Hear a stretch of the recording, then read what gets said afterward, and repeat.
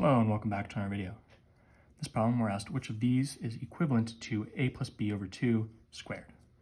So the easiest way to do that is just to distribute this out. So we have a plus b over 2 squared, means it's just times itself. And when we're distributing, we have to get a times both of these two plus b over 2 times both of these two. So firstly, we have a times a is a squared plus a times b over 2 plus ab over 2.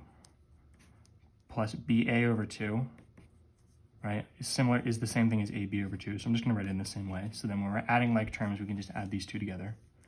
Plus B times B is B squared over 2 times 2 is 4. And now we have two things that were needed to be multiplied by 2 each, which means we have 2 times 2 is 4 terms, which means we know we've counted everything.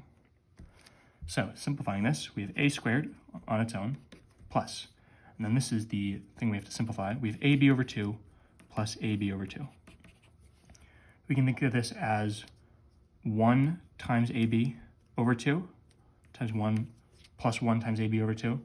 So we have 1/2 of AB plus another 1/2 of AB. 1/2 plus 1/2 is 1. So we have 1 AB, which is just AB. And then this is plus B squared over 4. This is your final expression distributed out.